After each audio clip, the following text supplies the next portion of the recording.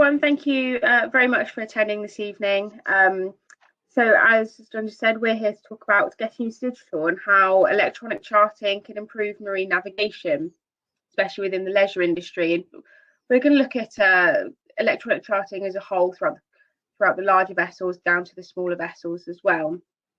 And although we have just been introduced, again, my name's Nadine Matthews, the Admiralty. I'm the product manager for Admiralty Small Craft Folios for the UK Hydrographic Office.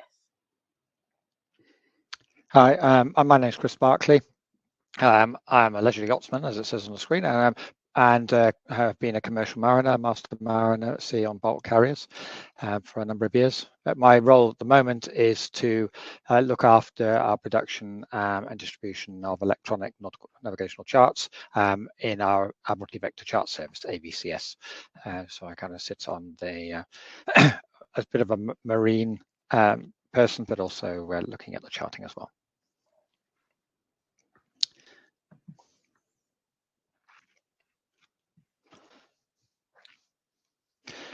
So what we've got on the slide here, just we'll give you a quick overview of what UKHO has been doing over now 225 years. Sadly, we couldn't celebrate our anniversary, where people can work out. That was hit by the COVID. But way back, we were first founded back in 1795 as a result of far too many casualties.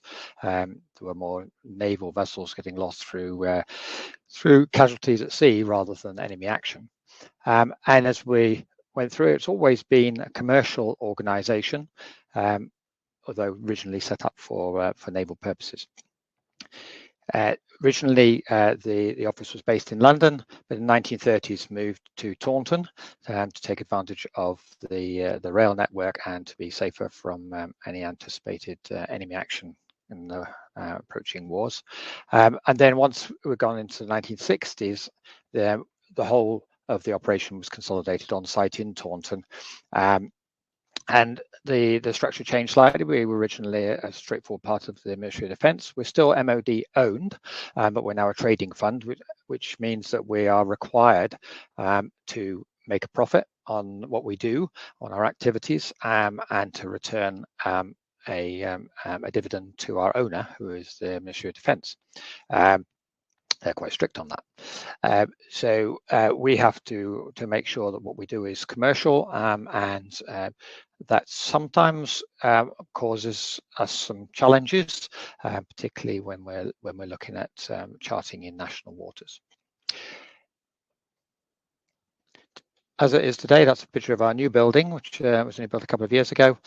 We're much more of a marine geospatial agency as opposed to just being charting. We do a lot of data, is what we've always done, information for mariners, and we continue to do that in all different forms, some of it on charts, digital or paper, and some of it just as data sets or applications for computers. And we very much consider ourselves a digital first organisation now. So these are a quick overview of how we work. Our stakeholders, Ministry of Defence mentioned just now, Maritime and Coast Guard Agency are tasked by the government to look after safety in the UK at sea, and they delegate the charting part of it to us. So we very much kind of work hand in glove with them to make sure that what we do satisfies their requirements, and of course their inspections on commercial ships anyway.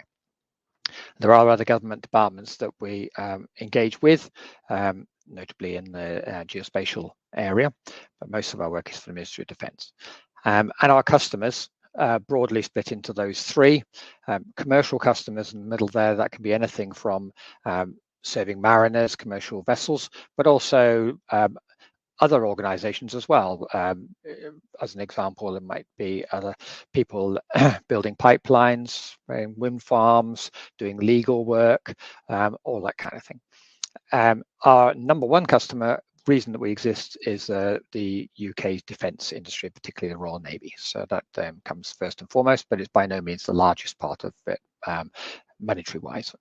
And then by no means least, the leisure part of it, which is a completely different type of customer, but we have responsibility to serve them as well. delegated by the MCA.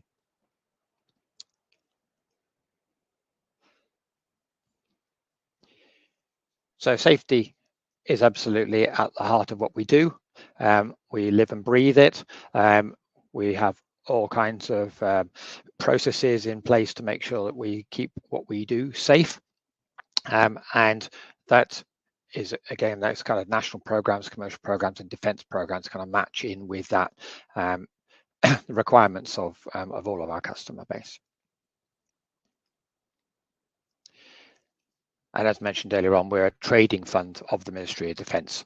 So we're self-funded. We provide that operational support to defence area, to Royal Navy in particular. And it's up to us to make sure that UK Hydrographic data is accurate and up to date. And we will, although we don't have our own hydrographic vessels these days, we will charter in commercial surveys, and also Royal Navy provide us with surveys which we take, and we work closely with ports and harbours around our coastline in our areas to make sure that everything's kept up to date, and then the charting rolls out from that. Quite a large part of what we do as well is providing expert advice. We've got a whole world of knowledge and expertise in the building, and some of that is just done on a consultancy basis, both law of the sea, hydrography, all kinds of things like that, and really that's quite a fascinating part of our business. So I'm going to hand you over to Nadine. Thanks, Chris. So this is the audience participation part that we would like you to participate in, which we can do a quick icebreaker using the poll section of the webinar function here. So I'm just going to start the first poll. Hopefully it will pop up for you in just a minute. And what I would like you to answer is, do you use paper charts as your primary means of navigation? Hopefully that will start to pop up for you all soon.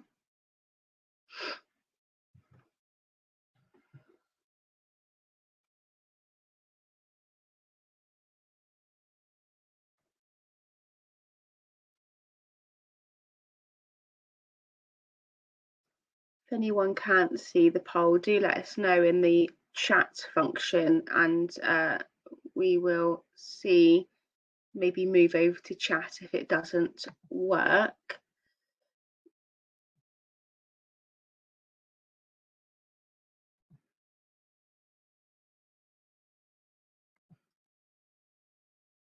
Oh, there we go. Sorry, I don't think I pressed the right button. Hopefully everyone can see that. There you go. I'm starting to see some answers come through now. Lovely. Oh, interesting. It's a very 50-50 split almost. It's always interesting whenever I speak to any mariners, I'm always interested whether they use paper or electronic charting as their means of navigation. And it's, looking here at the moment, we've got about 56% say that they do use paper charting as primary means of navigation, and it's changing. It's a near 50-50 split actually, which I find really fascinating. So I don't know if that's everybody has answered, but I will move on to the next question. I'm just going to end that poll and reset. So the next question is, have you updated a digital or paper Admiralty chart in the last 12 months by either notice to mariner or a leisure notice to mariners?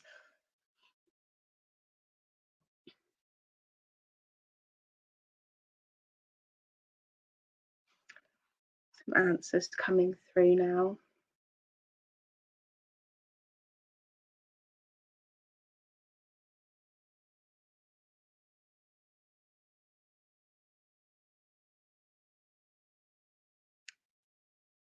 Okay, so we're seeing, looking here, and it's about just over 60% haven't, 30%, or it's changing, say they have. And that's quite common of what we see for the leisure user. It's not a surprise, it's moving slightly, but yeah, really interesting to see those statistics actually. let's move on to the next question. That one seems to stop moving now. So the next question is, do you use a digital navigation aid? Let's start that poll, which is here. Expect this to be similar to the first question, but I just think it's an interesting one to ask.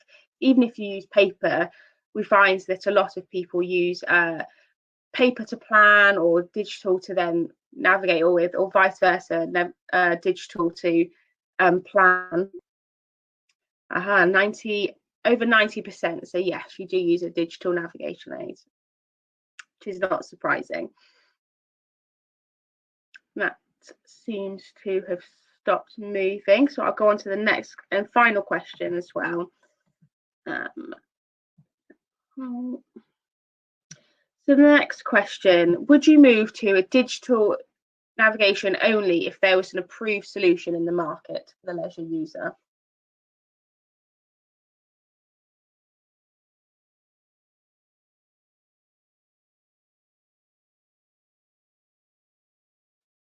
Interesting. We've got about 80% say yes, 20% say no. Oh, it's moving.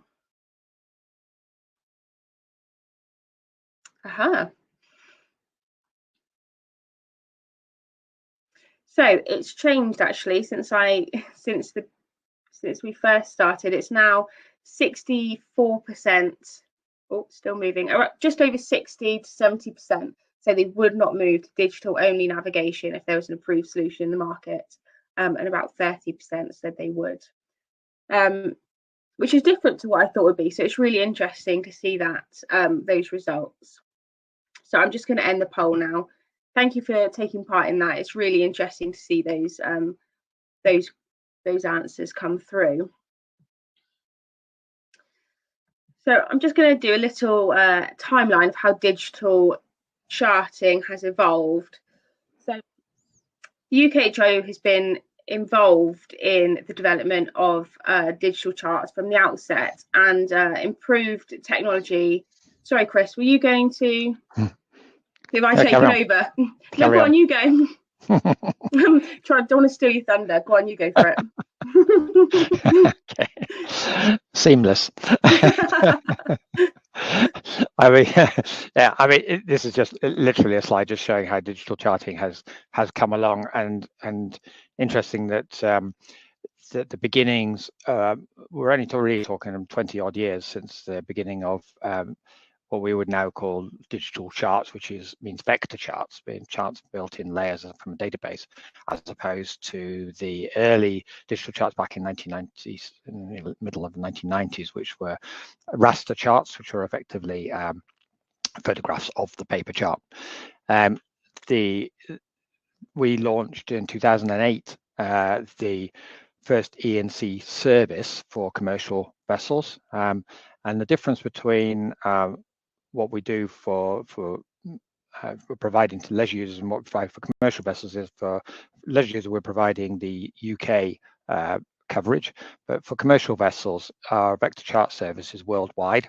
There's around about 18,000 electronic navigational charts in the service from best part of 60 odd different producers around the world, and it's we have to make sure that they all work, that they are compliant, that they are validated, in other words, that they don't break the machines when they get displayed, and that they are encrypted before we send them out.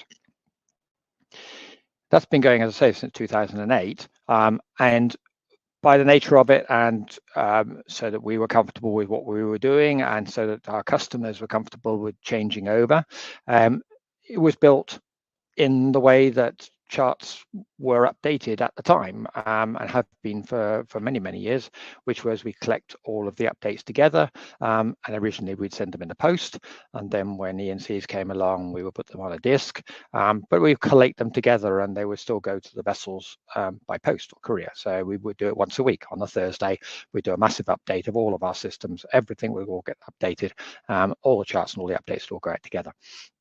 Obviously now, 2021, we're much more connected. Ashore, we're very connected.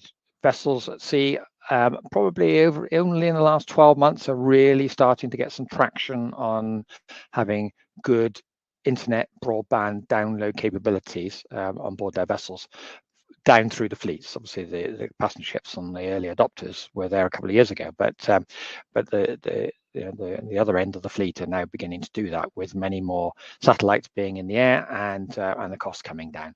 So it seemed appropriate to actually have a think of what we're doing. If what we do is get updates to vessels as quickly as we can, then 10 years ago, as quickly as we can meant once a week. As quickly as we can now does not mean once a week, any more than getting your Sunday newspaper means waiting for Sunday. You have it as soon as your news comes, as soon as it is ready. You don't have to wait for the weekly newspaper. So we're starting this year, we're breaking away from that weekly cycle, and what we're going to be doing is pushing out the updates as soon as they're ready, directly through to our customers. The 2020X there is thinking, how does that affect the leisure user? And how do we make sure that the updates get out to them in a timely manner? And maybe we need to have a look at changing that kind of system, and Nadine is involved in that. So it should mean that in future there'll be much better service to the leisure / small craft user.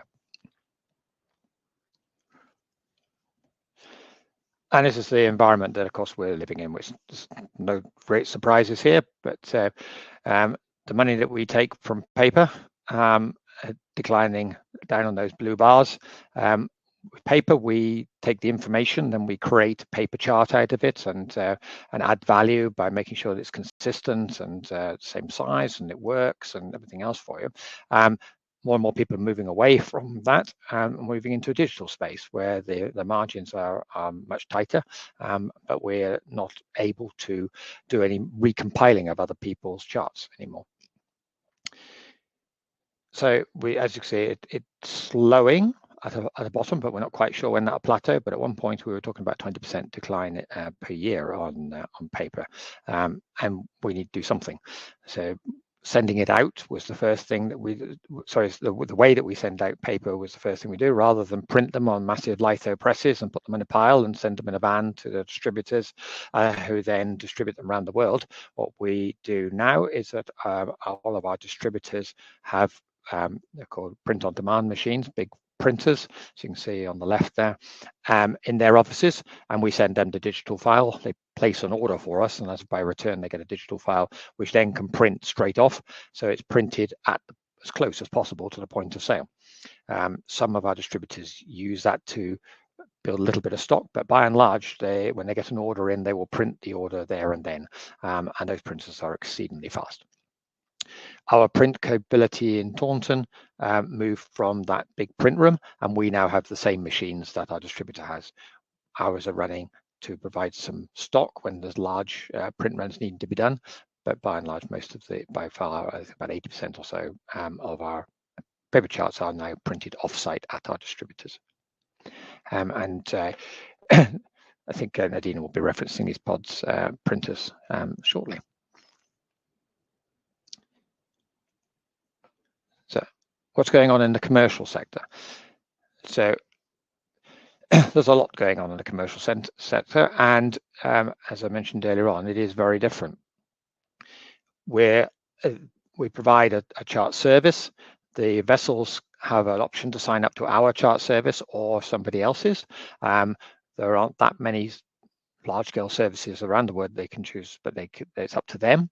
But what they're really looking for is peace of mind. They want to trust the service that they get. They want to know that if an update is available, it comes straight to them, or at least it's available to them. They can come and get it. And they sign up through our distributor network. And those distributors nowadays, by and large, will have a bit of software at the back of the bridge, the vessel on their computer there, which has a catalog on it, which they download from us every time it's updated each week. And it usually gives them the ability to connect through the distributor to us to be able to request and download the data that they need to navigate safely.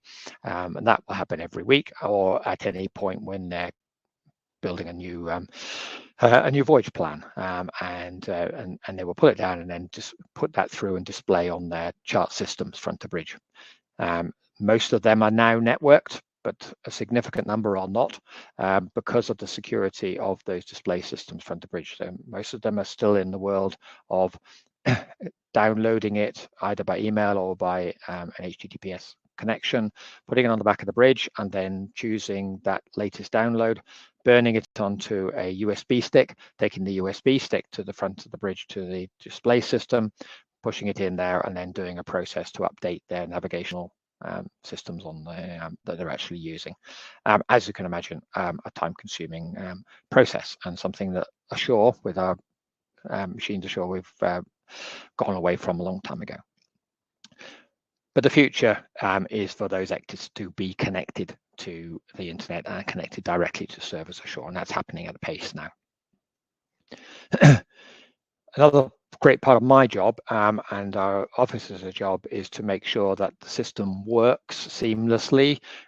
We need to make sure that as a vessel sails up the English Channel, that they seamlessly are able to display the ENCs from France, then the UK, and then as they go further on up, they will probably go into German waters, and then maybe Denmark, and so on and so forth. And we need to make sure that the scales that they're displayed in are correct, that they show on the screen with the right symbology, and we do a massive amount of testing every week with every ENC that comes through to make sure that that is the case. There are standards they have to comply with, and we make sure that they comply with those standards, and hopefully that should then mean it make a seamless operation. And as I said earlier on, as it says on the screen now, we're moving to releasing data as soon as it's ready, which is a big departure for us. And it will mean that there is an open pipeline effectively between the UKHO and the mariner at sea. And if we have an update to release, we'll inform our distributors, who will then come and get that from us, and they will then pass on a notification to their vessels that there's an update ready. They will come and get it automatically from us, and they can actually take it right the way through to the display system on the front of bridge. And we want to do that upstream of us as well, from our suppliers, that we will listen to any change that they make. The significant part of that for a commercial vessel means that whereas an update that was released in AVCS from any of our producer nations as of right now takes up maximum of something like 10 days for us to just process from receipt through to it actually being available to use on the bridge of the vessel, because of all the processes that have to go on in the middle. The new system, we've moved that to around about 4 minutes. For any mariner who's needing information, I think that's a significant change in the safety environment there. And we want to be able to find ways that we can do that kind of step change to the leisure user as well.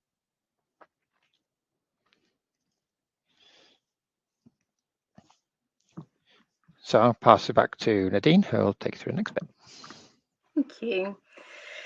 So how is Admiralty Charts supplied to non-regulated customers? And by our non-regulated customers, I mean the leisure users who so the yachties, pleasure vessel users, and in UK waters.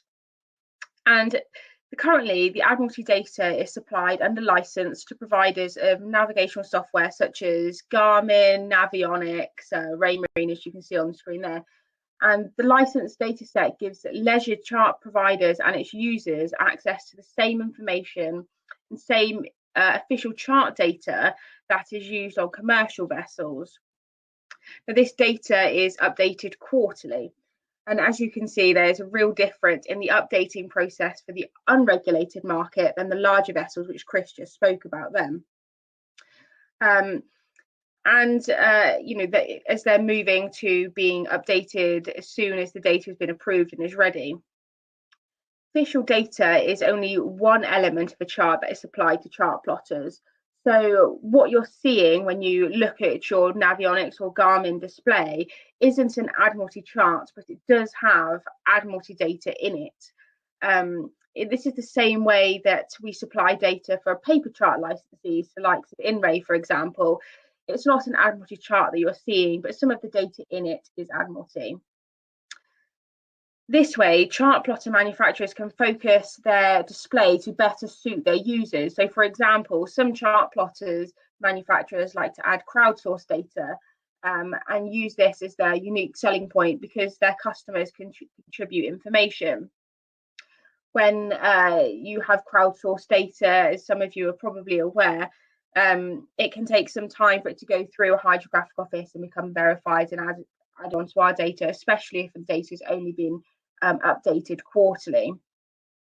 But because of all these changes, digital charting has helped to improve marine navigation by having some sort of verified information and data out there for the leisure user to use. So it's not to say there aren't any limitations of digital charting, of course. I'll go through those in just a second. I'd like to start with the benefits. So the benefits of electronic charting is that it's affordable. Now there are many apps that offer navigational aids that don't break the bank, whether that's an app on your smartphone, iPad, tablet, laptop, for example. Of course, these are all not for navigation at the moment, but navigational aid. They're convenient in that you don't have to go to your local chandler, pick up a new edition of a chart, apply notice to mariners to it as soon as you buy it. And the digital charts are obviously intuitive as well. You can manipulate them and interrogate them, and they can also be regularly and automatically updated. So you're not having to update notice to mariners as soon as you purchase the chart. And they can also provide information which is useful for leisure users, but which would have no relevance to larger ships. A lot of the information that we see on the small craft charts, small craft folios, for example, can be aimed at those larger users, when the digital charts, which have that additional data on, are more focused on what the leisure user actually wants to see. As I said, you can interrogate the display to get more complete information, which you obviously can't do with the paper chart. It also offers the possibility of automatically generating safety alarms, which is a huge plus, and given that we're so focused on safety, is a massive benefit to digital electronic charting. So what about the limitations? Although primarily based on the same hydrographic data as official ENCs, the software and operating systems for most electronic chart products for leisure sailors are not validated to the same IHO standards as ENC displays are for commercial vessels. For those larger, ECDIS machines, they have to follow certain standards. Those S57 standards have certain colours and symbols which the manufacturers for the leisure users don't have to follow. If they really wanted to, a wreck could be in the shape of a dinosaur. Not that anyone would do that, but they have the ability to do that if they wanted to, and they have no regulations to stop them from doing that. There is also specific functionalities and processes for updating are usually unapproved by any official body. So, for example, some of that crowdsourced data doesn't go through an official validation process, and that can be a limitation. I'll pass back to Chris. Thanks, Nadine. So we're covered some of this earlier on. We're looking to get the information to mariners as quickly as possible. I think it's a bit of a no-brainer, as any navigator or mariner would expect to have the most up-to-date information, but just previously we can only do what we can, and in earlier years it's not been very physically possible. But there's a lot going on there now to be able to get data out more quickly, and in some cases that's by the vehicle of the electronic chart, but in some cases also it's other data like tidal data and other means of getting tidal data out there rather than have it compiled into batches. One of the barriers to charting is that the data itself has many data owners, and we're undertaking quite a big review at the moment of those permission agreements that we have. We have a huge number of them, obviously. I mean, some are fairly straightforward. From one hydrographic office will send us their charts and allow us to distribute them or to adopt them or to recompile them. But it's also surveys that are made by a port. Well, the data may be owned by the port, but it may actually be owned by the survey company and not owned by the port at all. We have an agreement with the port, but that doesn't necessarily mean we've got full access to the data to do anything more than just put it into a chart. And if we want to be more creative at building those data sets and providing those our customers with that data, then we need to do quite a bit of work on our permissions that we have. And that applies obviously to all of our customers, including the leisure sector. And as I mentioned before, we're trying to build as much as we can automated tooling.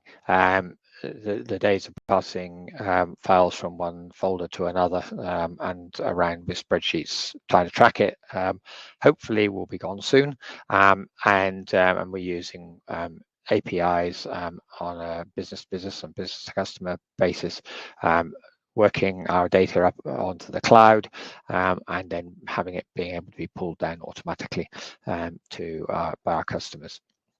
And that allows our data to move much more freely. It allows it much more safely, and it allows it to not get corrupted on the way, and which is inevitable if you're moving things around manually. And it allows a bigger spread as well. We can extend the ends of that kind of pipeline, as we call it, event-driven pipeline, through to from the compiler who's making the chart in the first place, right through to the navigator who's looking at it.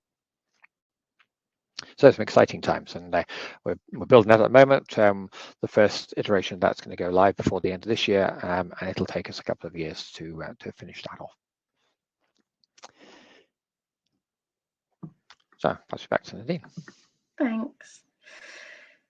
So the UKHO obviously can't work alone in its pursuit for electronic navigation for the unregulated market, and we try to work with various stakeholders to work through this issue. And we've presented ideas and propositions to the MCA, one of which is to join the non-ECDIS service, which is done by IC&C and requested by their member hydrographic offices. And this is seen as a potential solution to electronic charting for the leisure user. And we still work through that now, but we're also part of a pleasure vessel navigation systems working group, which is chaired by Paul Bryans from Royal Institute of Navigation. And the objective of this working group is to agree minimum standards that should be able to be recognised by the MCA for the purpose of navigating leisure vessels, both UK registered leisure vessels and leisure vessels operating in UK waters. And we continue to work with and collaborate with those external stakeholders to get the best products that meet the needs of the user. And we are in regular contact with all these various stakeholders that you can see on the screen there, from the RYA, the Cruising Association, RNLI, the Navy, obviously, and yourselves, Royal Institute of Navigation.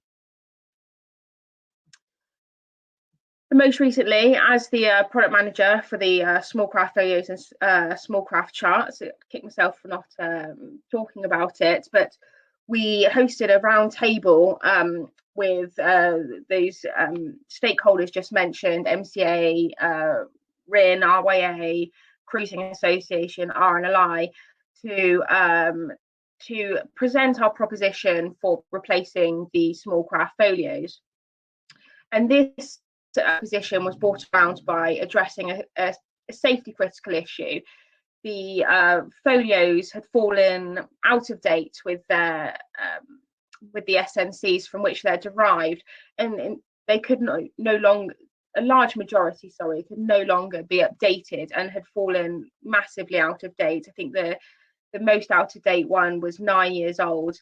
Not only that, at point of purchase, they had pages and pages of notice to mariners to be applied to them. I think the worst case was 129 pages of notice to mariners to be applied to a small craft folio at the point of purchase. See, this isn't very good for the end user, for the person who has to update those. Even the most hardy of mariner won't be able to sit down and apply 129 pages of notice to mariners. In some cases, the charts within the folios had also become out of sync with the SNCs. So the notice to mariners the leisure notice to mariners related to the SNC that was no longer linked to that chart in the folio. So we spoke to all the various stakeholders, the MCA, to approval for or to understand their stance on our proposition, and that was to remove that unwieldy folio structure.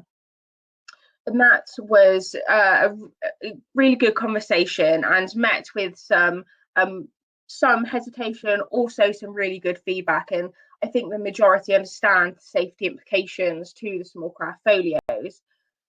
We also removed the plastic wallets, those plastic waste, and the cover ink, which was quite polluting as well.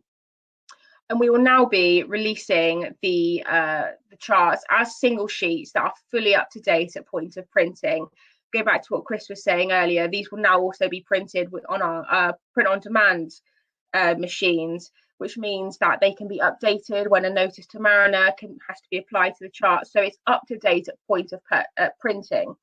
So if you order directly from an ADMIRALTY distributor, then as soon as you have ordered it and received it, it will be up to date and there's no notice to mariners to apply. We're also selling through the chandlers, and that depends on their ordering system as to how, whether they order as soon as one's printed, but it has the date on it, but more up to date than the folios. And all these charts will now be in line with our SNCs. So if there's a new edition of the SNC, that means there needs to be a new edition of the chart, of the small craft charts, a new edition will be made. And this is a vast improvement to the folios.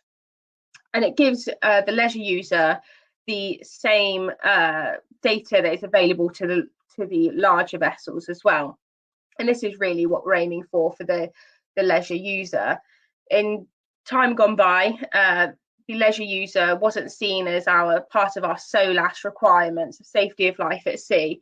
And more now, as we sort of redefine what our public task is and what our SOLAS requirements are, we are more now looking at all mariners as our SOLAS responsibility, and really making sure that what the larger vessels have, those leisure users can have as well. So we've talked through sort of the pros and cons and how we're sort of moving forwards in terms of digital navigation. And with all the benefits and the updates and the advances being made, it provides mariners with the opportunity to navigate more safely. And while paper use is still generally declining, we continue to address safety critical issues such as the small craft folios, with significant development costs to ensure that paper products are as up to date as possible. We are releasing the same data to the leisure mariner as to the larger vessels. And we're reviewing alternatives to bring approved for navigation services to the market, whether that be the non-ECTA service I mentioned earlier, and the work we're doing with the working group hosted by Paul Bryans to get some electronic approved for navigation services to the leisure user. And that is everything from us. Thank you so much, and I look forward to reading some questions.